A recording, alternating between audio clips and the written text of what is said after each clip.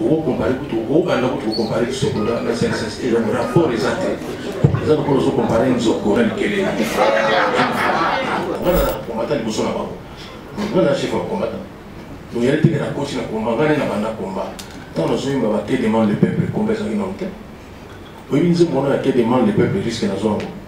Là, nous sommes qui demandent le peuple sont bien dans la province de Moussouka. Patron ni la mort l'entreprise là, cassette. Appareil nous va nous dire qui demande le peuple. Parce que qui demande comme salaire là. Mais au moins, quand on a un symbole. Le loi comme on a bien profit, on a profité pour comprendre.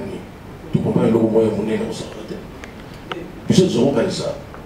Yo kasi net nga profite ko na boss. To na boss ite zana na boka. Ça dépend de moi. Si moi je suis pas traité ma boka, je suis confiance. Vous êtes mon bon. Abouteli mon boss. Ya wana tu vas le système mon boss. Et c'est là qu'on profite du système mon bon. Ngana sana pa vile na pushai na so correct. Ma on a vu que les maman monter. D'autres sont maman monter. Mingi bona artiste. Tu vas y avoir un moté, mais on a un peu de artiste aussi. Et puis, CNN. Il y a eu un combo. La CNN, Eric Tutsi, Biffé Sarapa. Tu payes, on a un pays. On a payé. Mais nous, on a des gens qui ont été. Il y a aussi le café. Aussi le café, quoi. Là, on a pas d'arrêt. Non, on a pas d'arrêt. Surtout, il y a un 4 la série. Tu peux comprendre ce que non, mais si on passe à la commune, au fil de l'obédé, tu vas voir l'orchestre n'est combien de fois. Au fil. Voici qui m'a combien de fois. Pour la question, l'orchestre n'a pas plus de 15 fois. Chaque voyage, dans la Okima, on va comprendre qui va sauter en Afrique. Mais Okima, quand même. Mais aussi, vous avez aussi. Le moment où tu sauras que tu comprends que les gens ont la vie mon frère. Il y a le comment tu as la vie sauter. La ligne respect, tout ça. Sans prétention. Bonjour, bonsoir, bipa inos bozwami bozwili bakuma alamu ya kolanda tranche na mino bolingaka mingi la vie à kin. La vie à kin oyo kumba makabongo na sar ya tulengi la Bugatti de la presse congolaise. Dikono on fait ça la grande marque Mwasi Nzambe. Lelo na commune ya Gombe pour na participer na conférence de presse ya Félix Oazé comme monstre. Si on appelle ça, nous merci à Félix Oazé quoi pour la confiance et considération à ça toujours dans la vérité Liberté TV, la confiance à ça na Saria Tulengi à chaque fois basé en activité na culture pays vite aux angakate aux araka kawana pour na koyela bino ba news pour na koyela bino ba information tirée à la source. Si on appelle ça merci ming na opus bilili o azali na ngai longo pona kozoba image po ozo libaku ya kolanda biso po ozo occasion ya kolanda biso liboso ba etando ikena bino liboso ba ordinateur na bino pour capable vos smartphones. Donc boza toujours wana rester toujours branché toza na kati ya hôtel du fleuve.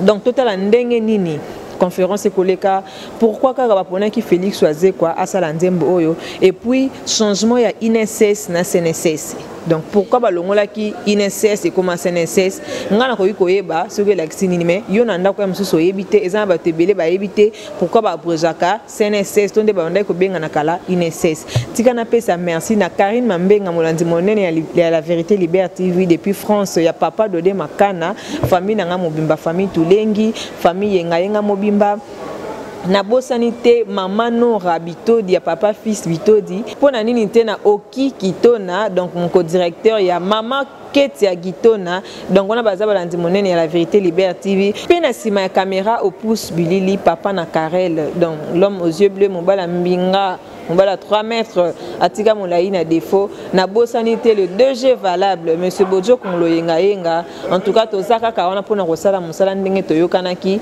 pona nini te na directeur Senghor ya culture pays vie donc on a bureau ya tongo ya kati na bosanité Ruth Imbu depuis Turquie na Richard Mambu papa na Lourdes hein ya maman Lucia wana bazaba lati sinanga nde bomona sar ya tulengi toujours chic ming ezalaka ye na bosani lisusu te muto asalisanga formation ya make-up muto asalakisanga make-up nde bomona sar ya tulengi toujours display Android Jenny Akilimani donc babi wana madame nanga yende mutaformanga donc voilà restez toujours branchés et on se retrouve juste après.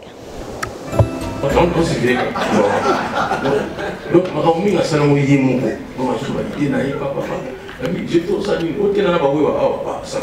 peu je vais filmer ce mausolée papa na biso Kabila. Naza siko na ekipo ya Lumumba. Ça c'est la idée. National c'est la kaka. Les musu pe na ba bale ko filmer pe boye. Liti nazali na souci moko. Papa na biso Mobutu. Moni ya kasafu do mona ni. Nen na ekipo na. Mais papa Mobutu tire le saté. Na vite que c'est ça salamo. Mais il faut que quoi. Il faut que exact. Moni aujourd'hui il y a Kabila Joseph P. Et qui connaît ça. Est-ce que tu commences à la matin sur mon profit? Donc il y a un autre monde. Donc nous sommes à ce vif. Donc à cause de comment par la tête, faut qu'on fasse non et que copie. À cause de la montée tant où il y a ça dans le moyen. Non, ils vont nous rappeler que comment payer ça déjà. Les petits fachines dans la pouvoir. Sauf que nous sommes pas tellement sans ça avec que connaît. On a sali déjà. Nous sommes à côté de qui tout l'ingate, ça marque histoire. Pas plus ça il y a dans la salle il y a fachine, il y a Kabila. Nous sommes à Joseph. Ça dit quoi? Ça dit que ça va bon. Merci. Ok, merci beaucoup. Nous a permis de mettre en place un plan stratégique de communication. Nous avons dans la salle d'ailleurs Madame Fifi Likano qui est là, responsable de la presse chez nous. Dans un avenir proche, elle va se déployer dans plusieurs organes de presse pour vous permettre de comprendre quelle est l'approche par rapport à la vulgarisation et tant sur le terrain, dans les établissements publics et partout. En fait, la présence parmi nous aujourd'hui de l'artiste Félix Ewazekwa, c'est l'expression d'une remise en question de notre propre système de communication. Pour être honnête, nous sommes sincères là-dessus. Voilà. Par rapport à M. Popol, sur le feedback, comment faire, c'est pareil. C'est pareil, il y a un plan stratégique de communication qui est mis en place. On a commencé avec l'artiste Félix Ewazekwa. Comme je vous ai dit, je me répète, permettez-le, nos services de presse qui sont dans la salle vont se déployer très prochainement pour calibrer et voir les organes de presse, les télévisions, où l'artiste va nous accompagner, peut-être en introduction. Parce que lui-même, il est une marque. Nous voulons qu'il soit une marque sans cesse. Quand on voit Félix Ewazekwa, on se dit, est-ce que j'ai cotisé? Quand on voit Félix Ewazekwa, on est épouse d'un travailleur, il dit, est-ce que je ne peux pas aller voir la caisse parce que je suis enceinte? Vous voyez un peu, nous voulons qu'il soit une marque qui rappelle la SNCS. Et c'est là l'approche, je vous dis, il y a une nouvelle approche, un nouvel élan de communication, et vous allez le sentir dans un avenir très proche, parce que le directeur général et le conseil d'administration, il met les moyens pour que, mais ça va commencer aussi par un forum avec tous les communicateurs, les responsables des médias, pour nous accompagner dans cette nouvelle approche. Je crois que c'est ça. Merci. Merci, le directeur Fred vous a dit. Donc les choses vont se passer sur une communication basée sur la stratégie de nos anges. Vous allez voir comment ça va se passer. Alors là, je suis Yann Mongo, réalisateur, directeur de programme chez Univers Télévision et chargé de la prod. Avant de vous poser les deux questions que j'ai pour vous, je voulais d'abord féliciter la CNCS pour le choix de l'artiste, parce que M. Félix Ewazekwa est l'un des rares artistes congolais qui a eu l'occasion de mettre des chansons de sensibilisation comme titre phare de ses albums, à savoir Que demande le peuple, et il y a eu la chanson Moussala. Et quelques années après avoir publié la chanson Moussala, M. Ewazekwa nous ramène dans le domaine de la CNCS. Alors, la première question est de savoir, après un grand temps mort passé à l'étranger, M. Félix Ewazekwa, plus connu comme un monstre d'amour, c'est-à-dire comme un fabricant de paroles d'amour et de sérénades pour amoureux, nous revient sur un autre format. Depuis son arrivée, M. Ewazekwa est plus dans la sensibilisation, et ma question est celle de savoir, est-ce que le temps passé à l'étranger vous a permis de réfléchir et de rediriger votre carrière dans une autre direction? M. Ewazekwa ne sera plus le monstre d'amour qu'on a connu dans le temps, mais actuellement le monstre social, si je puis le dire ainsi. Et ma deuxième question est de savoir, nul n'est ignorant de ce qui s'est passé dans le groupe Cultura PIV il y a quelques années. Le groupe a connu quelques départs et le dénominateur commun de leur raison a toujours été qu'ils n'ont jamais été dans leur droit.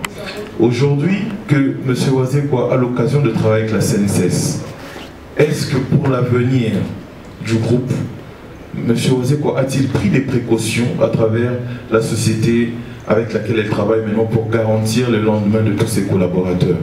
Voilà. Merci Yann. Merci Yann. Merci beaucoup, c'est Isaac Maï de King 24 Télévision pour les comptes de l'émission Grosse Caisse. Je commence d'abord par féliciter l'artiste et musicien Félix Wazekwa. C'est vrai qu'autrefois, dans la chanson pour les léopards, on vous disait deux fois, selon d'autres personnes, que la chanson n'était pas tellement compatible avec ce qui parlait de sport et puis de tout ce qui entourait les léopards. Mais là, on sent vraiment que c'est une chanson de vulgarisation, de sensibilisation, avec un rythme assez normal pour une sensibilisation. En tout cas, je vous en félicite et très bon boulot. Merci. Et ce que je voulais ajouter, c'était une observation. J'ai vu dans les clips présentés, je ne sais pas, parmi les gens qui ont été dans les castings, je ne sais pas si c'est un directeur, si c'est un haut cadre du CNSS qui était dans un bureau où il y avait trop de papiers à côté là. Je me suis dit, est-ce qu'aujourd'hui la CNSS c'est encore un truc vétuste ou c'est à la mode? C'est-à-dire que nous sommes dans la période de la numérisation. Est-ce que les gens peuvent s'assurer que qu'il y a CNSS les locaux pour qu'il y ait des affiliés pour assurer retraite n'a pas de documents, il n'y a pas de papier où il y a mon belé. Je me dis, mais si ces papiers-là c'est perdu, ça veut dire que tout est foutu dans l'air. Est-ce que c'est la réalité que nous voyons dans ces clips-là ou c'est une image qui a été, je ne sais pas moi, prise de l'autre côté? Merci. Merci Isaac. Comme ça, on va clôturer avec les deux dernières. Moi, ma première question, je vais m'adresser directement à M. Google. Monsieur Google, vous étiez absent au pays au moins quelques années, vous savez. Votre groupe, je sais, parce que nous savons comment ça s'est passé. Ça s'est passé un peu pour ici. Ils ont souffert un peu de votre absence. De votre retour, M. Google, quand vous étiez de l'autre côté en Europe, on avait vu les signes Milik. On a beaucoup poussé sur ça. Et dès votre retour, moi j'ai pensé personnellement, il y a aussi beaucoup de beaux fans aussi pensé, dès votre retour, directement vous allez faire faveur, premièrement, à l'orchestre, mais ce qu'on a constaté, première chose, c'était quoi? La chanson avec le ministère de Sport, avec le bar international. Deuxième chose, et moi je parle surtout par rapport à votre groupe, les groupes continuent à souffrir, là, personnellement. Deuxièmement, c'était la chanson IGF. Le groupe a participé par rapport à leur présence, leur figuration dans les clips. Troisième, en attendant à parler, même dès que vous êtes en Europe, vous avez dit il y aura épaisseur qui sera sur le marché. Directement, épaisseur toujours au studio. Troisième chose, c'est quoi? Maintenant, c'est la CNSS. Et moi, je me suis posé la question, est-ce que ça ne va pas handicaper votre orchestre à vous? Félix Wazekwa, apparemment, ça se voit. Vous vous êtes donné plus à la CNSS, l'IGF, ministère des Sports. Aujourd'hui, par rapport au sondage, vous dites félicitations Félix Wazekwa. Du point de vue intellectuel, vous êtes parmi les musiciens où nous comptons dans ces pays par rapport à la tête bien faite. Et moi, je me suis posé la question, est-ce que ça ne va pas handicaper les groupes? Même si vous venez de dire tout à l'heure là, il y a le retour aussi des G5 Chipoïque. Je sais personnellement, vous êtes tellement content, parce qu'on parle aussi, vous savez comment on parle avec vous aussi, moi et vous. Et moi, je me suis posé la question. Alors, tu as envie pour gagner le temps, s'il vous plaît? Oui, j'arrive. Les groupes se trouvent où? Est-ce qu'ils se retrouvent? Vous savez comment ça se passe. Et ma deuxième question pour finir, je vais poser à monsieur Fred, à vous l'ISS. C'est une question tellement simple, où il y a aussi beaucoup de personnes qui se posent la question. Pourquoi ce changement des noms qui s'est fait déjà il y a des années, INSS à CNSS? C'est juste ça. Merci. Madame Fifi est là pour aider aussi vraiment sensibilisation dans ma classe CNSS. Mais différence, ça va être un peu pas beaucoup, par exemple, différence entre Sokoda et CNSS. Au petit peuple va comprendre. On a différence entre Sokoda et CNSS. CNSS, les alliés entreprises, ils vont d'abord avant de Sokoda. CNSS, les alliés pour la union surtout dans la mission en Tatitoroba. Alors que Sokoda, les alliés comme il y a artistes. Donc ça n'a rien à voir. Donc d'abord, on a la Sokoda. Il était du Sokoda et tout dans le Sokoda. Mais nous avons appelé dans CNSS. La Sokoda, on a tout sur la Makamaya qui passionne. On a tout sur la Makamaya qui va trop à Zembo. Et puis, si les lois de Sokoda, nous avons appelé ça va tomber, on va trop à la Makamaya. Nous avons appelé ça va tomber comme un forfaitaire. Donc, il nous a appelé ça va monter sans calcul. Elle est dit monter chaque 4 mois. Chaque 4 mois, on a 3 fois dans l'année, on aura un même montant. Donc il y a forfait. Donc il y a les autres qui sont mais la CNSS, ça n'a rien à voir. Donc il y a surtout. Voilà, donc vous comparez ce que la CNSS et le rapport des athées. Les autres pour comparer une zone qu'on a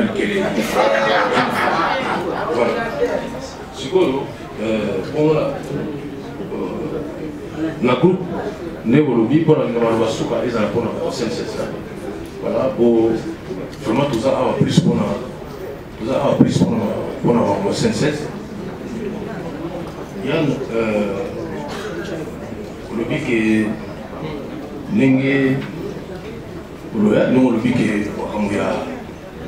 vous parlez de monstre d'amour, comme voilà monstre de sensibilisation, oui, monstre social quoi. Oui. Mais la carte sociale, l'amour, on y pose à la sociale, vous avez un amour à battre. Pour ça, la ONG, vous avez un amour à battre.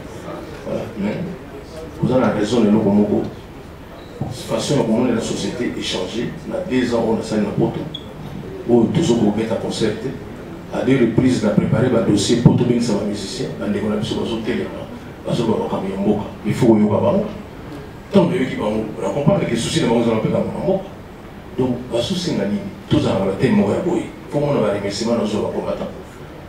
C'est pas les matas sur la vie, oh, pendant que vous avez oui, mais là, on va boyer. Les soucis de mots, où ils ont eu la macamondette boyer, qu'on n'a pas cotisé, qu'on a lobby, on va dans un souci tellement y a un boca, on va dire que boyer des arts. Et on a dit là-bas qui sont dans une boca, il faut que le sujet m'a boyer pour. Attends, tu retires la copie tâtée, mais pas dans la raison en face de l'eau. Nous avons combattu aussi la guerre, mon gars, pour là, ça va danser ce matin.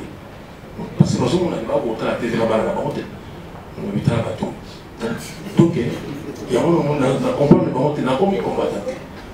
Il a compris que non, on va jouer là-bas. Et puis, là, on a commis combattant. On a combattant, il faut là-bas. On a chef combattant.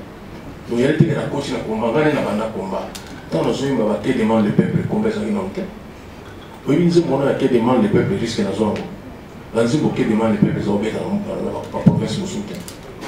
Patron, il y a l'entreprise, cassé, appareil, nous allons dire qu'il y a des mal, les peuples.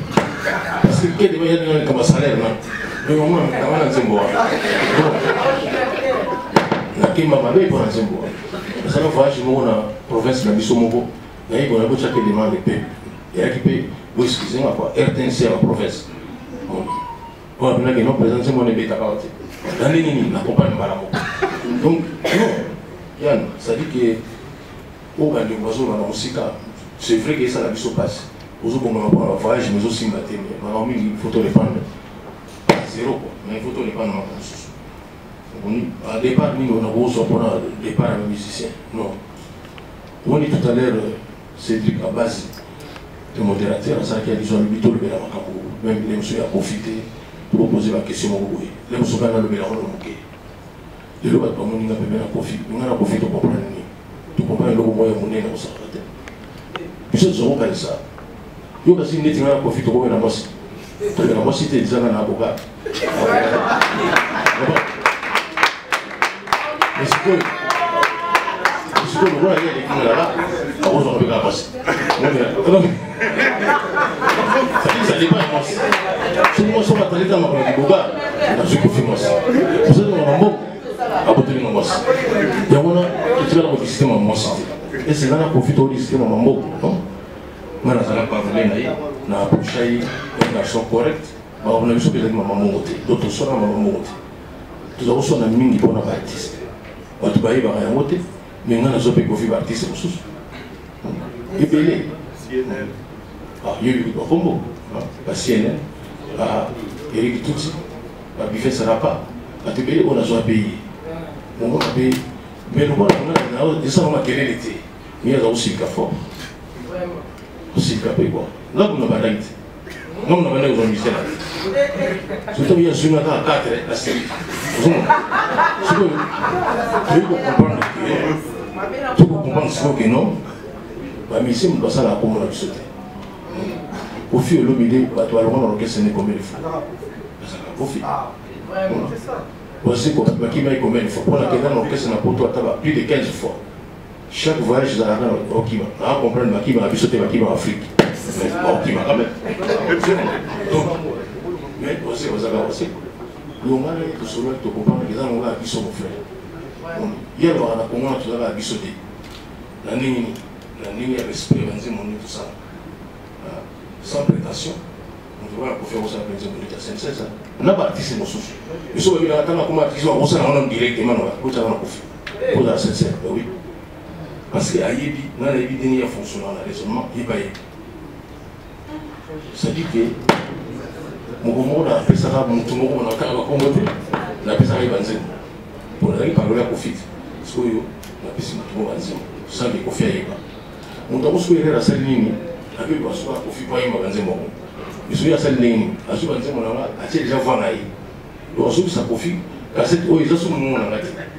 Mais, au fil de la vie, voici comme ça, il y a donc, c'est dit que nous, on a la guitare dans la été, mais il y a une fonction. Avec les écoles, on a besoin. Il y a une façon de faire ça.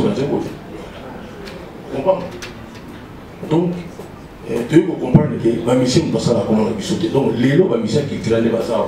Par contre, il y a un nuance. Même si on peut faire du baron, tout ouvrir à tout JB, et tout dans le cycle sauté. Tu comprends que tout cycle c'était pour ici, ça a eu son moyen. Et puis ma mission va commencer à la mission. Non, son Nicolas, on a bien été, on a dit, on dirait, on a dit la répétition en annuel. Et il y a un répété. Donc, c'est vrai. Pour ta gamme, donc, ça dit qu'il puisse nous mettre tout ça dans son moment. Voilà, et l'autre, on a parenthèse, quoi, pour comprendre. Voilà, donc, différence, c'était maille. La différence entre ce qui est à Poto, là, ce qu'il y a. Mais d'abord, ça, au niveau de communication, c'est pourquoi on a apprécié tout à l'heure humilité. Il y a le directeur Alfred, vous reconnaissez que non. La campagne de Minto, ça, on peut bien être. C'est la première fois. Pour ça, on va dire, mon cher Saint-Cesse, mais c'est la première fois que tu penses qu'ils ont appelé conférence de presse. Voilà. Donc, nous, c'est pour la moto pour reconnaître les rêves. Et ça, pas moi, ça va monter. Ou plus, ça va été. Nous, peut-être, si nous avons mis ici, nous avons aimé de la monde. Alali, aimé la mire. On dit, mire, ça va. Alali. Tu as la réunion, mais Alali. Nabi aimé de Ozola la bingaïté à la similitude. C'est souvent que tout le monde dit on est dans le bateau, on a beaucoup de mire. Il y a ce qu'on mire. Donc, tout le monde dit il faut tenir en sous. Alors que je parlais des musiciens, tout à l'heure, on a été ce qui va bien nommer à la salle. Va bien nommer. Va bien nommer à la soutien. Voilà. Donc, on a remercié Babi. Parce qu'il y a équipé la conférence de presse. Voilà, tu as eu la matin sur le lit, parce qu'il y a dans la chambre à Awa. Donc, non, là, on avait arrêté. Chambre à Awa. Là, on a arrêté. Donc, il faut dans la chambre de Awa. Donc, ça a été pour place beaucoup de temps, beaucoup de choses, les filles dans la chambre. Dans les PC, il y a la conférence de presse. Donc, nous avons un petit camarade, il y a Saint-Cesse. Niveau de la communication, par contre, c'est pas le bien, on va modifier. Par rapport à Isaac Maï, on a dit que non, on a dit le bureau, tout ça. On va rappeler, on a dit la signataire. ça peut pour les avoir modernisé, les avoir comme ordinateur. On a presque comme call center. Vos places on est sur papier, ordinateur. On a ce que et c'est là où on a une communication. Et elle a un rapport avec CNSS. On les a dit bureau où il y a un déchet. On tout le monde a un bureau, il y a une agence Simon Fouti. Il y a une famille, on a un mot, maman a eu le dossier. On a un mot Patrick, a eu le dossier. Voilà, on a les directeurs. Donc c'est-à-dire que le directeur général, l'agence Simon Fouti, il y a un on a une montagne qui a un clip. On a insisté maintenant quoi. D'abord, il faut ça rappeler bon moni. On doit ça les communes dans mon bateau mais bien on a quoi. Dans le bateau on peut solo mabé et pas mon kilo bimba. On t'a dit solo mabé ça. Et puis solo mabé l'équipe sont tous succès. Là on est dans solo mabé même nous nous sommes pas quelque part dans solo mabé. Le solo mabé dans la succès à danger mais on t'a dit moi ça. On a envie de dire que la solo mabé te mettre dans la parfait. Attends, tu me dis que tu es comment on va s'en aller. Et si on est dans l'assistance, on va pas faire. On va pas faire. Mais nous savons que tout le monde a été bon. On est content parce que c'est bien la sécurité là-bas. Donc, sans cesse, il faut y avoir la parfait. Parce que va pas reconnaître que toi, c'est pas la chose. Tout le monde est solo, mais tout le monde est parfait, bien quoi. On est dans c'est très important comme moi. Ils allaient normal, tu sais. Vous allez par exemple le Premier ministre, président de la République, directeur de l'Icamogo Boué, on a opératé. Bon, si tout va bien, peut-être on a opératé. Mais les Icamogo, quelque part, pour moi, c'est ça qui est à remarquer que l'ignorance, c'est une ligne qui est battue par rapport à moi, CNSS. Non, il faut tout ça la campagne, moi, mon aîné. Il y a un rabat qui n'a pas de condition, vous allez la clique, voilà, ils allez bien. Voilà. Donc, la Tiki Malouba, peut-être n'en conclure la CIMA, mais la Tiki Malouba va être CNSS. Par rapport au bureau, oui. Lorsque vous regardez le clip, il y a à peu près 4 bureaux, c'est le directeur général avec des signataires. Il y a dans la salle de réunion quelques fardes, mais il y a un bureau où il y a plusieurs fardes.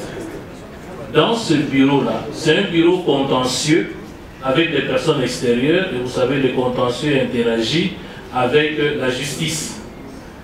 Le jour du clip, c'est un jour où le jour du clip a coïncidé avec l'arrivée de plusieurs personnes avec des contentieux. Les contentieux, il faut les préparer. Avant de les recevoir, ils déposent leurs fardes.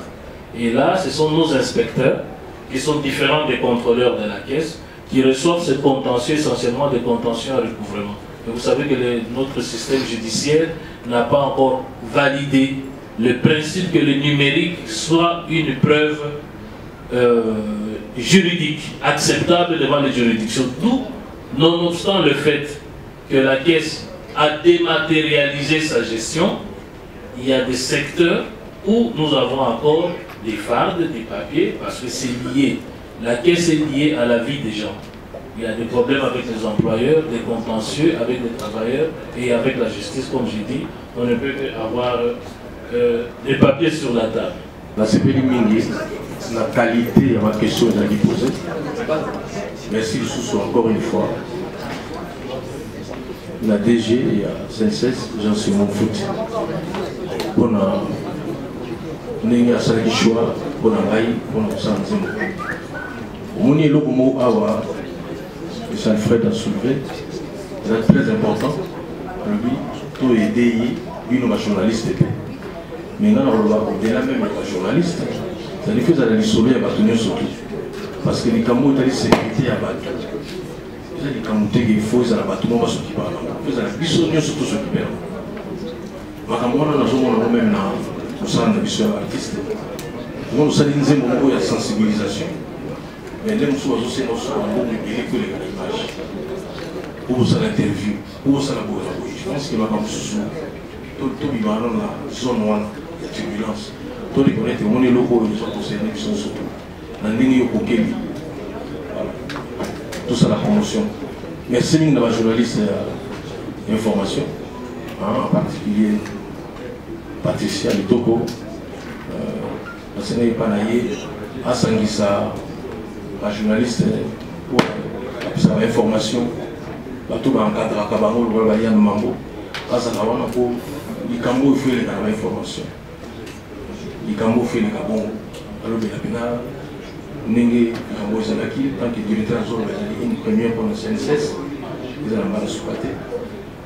Vous en appelez, M. Conférence de presse, tout ça, on est vu. Tout ça, tout est. On est nous autres dessinés, on tire la défense. Il faut que ça parce que nous avons un message. Les autres, ils ont un beaucoup. On est tous là qui, nous allons nous 3-4 mois, nous allons nous et qui est né. Tout les autres qui est né. Destinataire, on va se voir soit on mot d'âge ça. Donc, on a réfléchi vraiment non, Patrick, on est la responsable de l'année de la CNSS. L'équipe nous sur CNSS, nous avons posé du Maboui. Puis, ma journaliste est Boyaki. Voilà, merci Mingi, merci pour tout. Merci que Maloubasso n'est pas un modérateur. Oh, ce que tout à l'heure vous avez apporté, les Balobiwa. Donc, bon appétit déjà. Donc, bon appétit. Et puis, voilà, on va continuer avec des têtes symboles, mais tout conclure dans ces trucs à base. Mbote. Mbote, ça, ya.